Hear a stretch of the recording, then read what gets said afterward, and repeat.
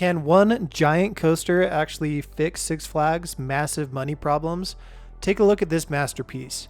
It's Tormenta Rampaging Run, a record-breaking scream machine, $30 million adrenaline press release. If you're an amusement park fan, it's the dream. Tallest, fastest, and most terrifying drop in Texas. But here's the reality. Behind the loops and the airtime, Six Flags is staring down a financial wall. We're talking rising debt, choppy earnings, and a massive post-merger pressure. This one ride could be the ultimate comeback story. It could also be a multi-million-dollar gamble. Today we're looking at the math behind the magic. Will Tormenta be the engine that drives this new era of attendance, or is it just a massive spend that fails to move the needle? Tormenta, in a way, is a return to the thrill capital roots of Six Flags. There's been a real identity shift with the chain. For years, Six Flags brand felt like it was drifting without a compass. As it grew, it found its identity in thrills and really set itself apart. But in recent years, the rides have shrunk, track length has shortened, and speeds have slowed down. Tormenta isn't just a new coaster, it's a return to the Six Flags DNA of tallest, fastest, and longest. Back to the record-breaking days. Here's a crazy fact. Tormenta will be the first coaster over 300 feet tall at Six Flags, excluding Falcon's Flight, since Fury 325 opened in 2015.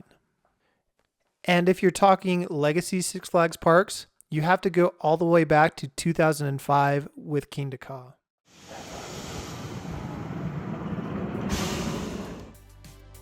Now let's talk about the specs of this coaster because it is absolutely massive. We're talking about the world's first dive coaster over 300 feet tall. It's the ultimate statement piece for Six Flags. It's 309 feet tall, reaches a top speed of 87 miles per hour, and has a 95-degree drop. On top of all that, we have an Immelman that reaches 218 feet tall and a loop that is 179 feet tall. I mean, those are some insane stats right there for a dive coaster. While fans are celebrating a return to the thrill capital identity, hype is easy, but making money is a lot harder. We have to look past some of the social media buzz for this coaster because excitement doesn't automatically mean a financial recovery for the park or the Six Flags chain. The $1 billion gamble. Can a coaster fix the bank account? Tormenta isn't a solo project. It's part of a massive $1 billion park enhancement project. The new Six Flags company promised for 2025 and 2026. Tormenta is proof that post-merger Six Flags is still investing in mega coasters along with other rides like Top Thrill 2 and Siren's Curse. As far as a price tag goes for a coaster like Tormenta, this ride could cost anywhere between $30 to $35 million. When the company only has about $500 million a year to fix all of their parks, this one coaster is a huge slice of their budget. Spending $1 billion though is a huge risk. The company has to prove to investors, to banks, that they aren't just throwing money into a pit, they actually are showing a profit. Tormenta can't just be a fun ride, it has to bring results. That spending big on roller coasters still makes business sense in 2026 and beyond.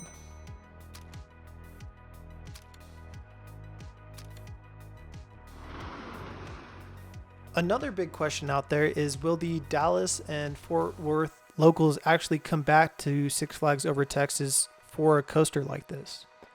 Here's the thing about a park like Six Flags Over Texas. It isn't just fishing for international tourists like Disney is. It's trying to win back more of the locals.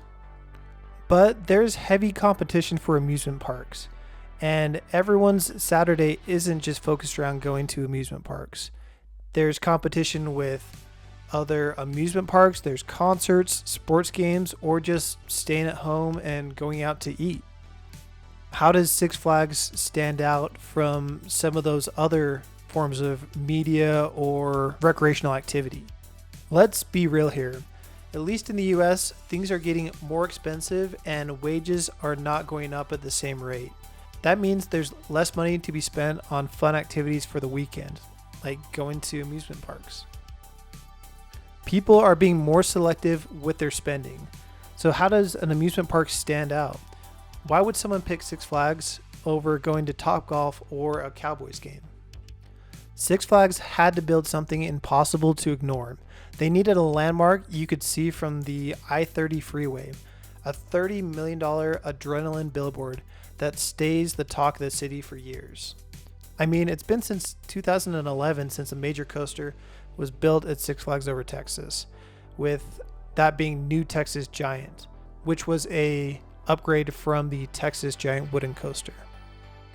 The park needed a new headliner, and I think this was a great move for Six Flags Over Texas. Now, going back to the main question, will a family come several times a year instead of just once a year because of this new coaster?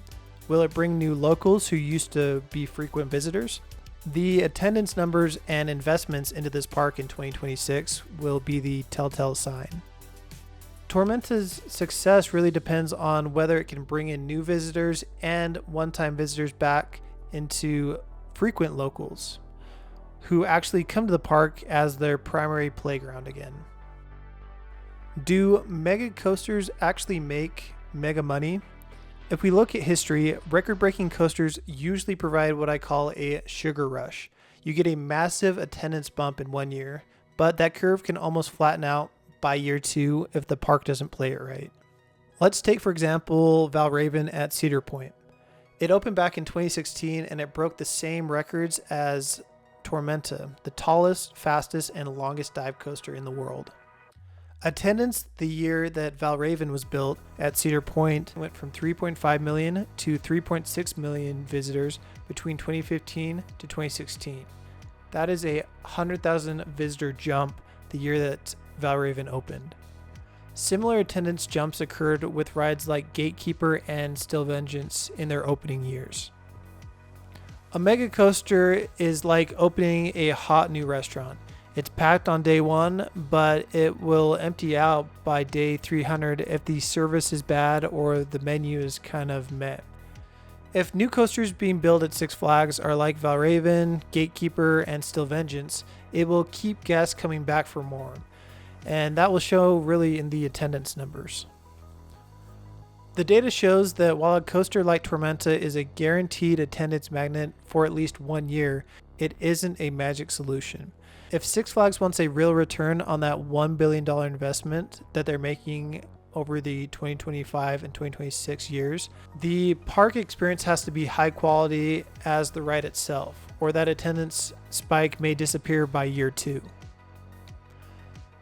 Now, talking about future projection, the Texas powerhouse, why Six Flags is betting big on its first park. Why did Six Flags put a 300-foot tall coaster in Texas of all places? Six Flags Over Texas isn't just any park, it's the original Six Flags park. If you're going to spend $1 billion to prove that the merger worked, there's no better place to invest than in the park where it all began. Now let's look at the investment trail. It's not just the $30 million that Six Flags will spend on Tormenta.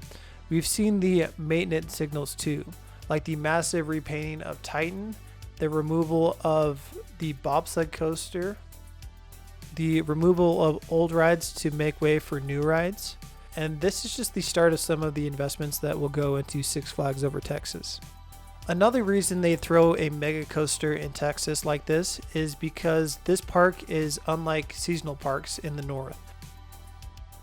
Six Flags Over Texas has the climate for near year-round operations, giving it the potential to be in a higher league, maybe even like a mid to top tier Six Flags park. Also, the location of Six Flags Over Texas is a goldmine location. It sits directly between Dallas and Fort Worth, Texas, 2 of the top 10 largest cities in the US. This park has a massive untapped potential of locals right in their backyard. So what's the final verdict? Saved by the coaster or derailed by debt? At the end of the day, Tormenta is a massive win for the guest experience. It's an eye-catching world-class upgrade, but financially, it's only one more move in a much longer game that Six Flags is playing. For this to work, Six Flags needs to be more than just gravity and airtime. They need to be disciplined to play the long guest experience game here. This coaster is a spark, but it isn't the entire engine. If you want to see the other side of the story, to make room for mega coasters like this, Six Flags is making moves of shutting down parks. For example, Six Flags America is one of those. If you want to go see more detail around why Six Flags America shut down, click the link on your screen right now. I'll see you over there.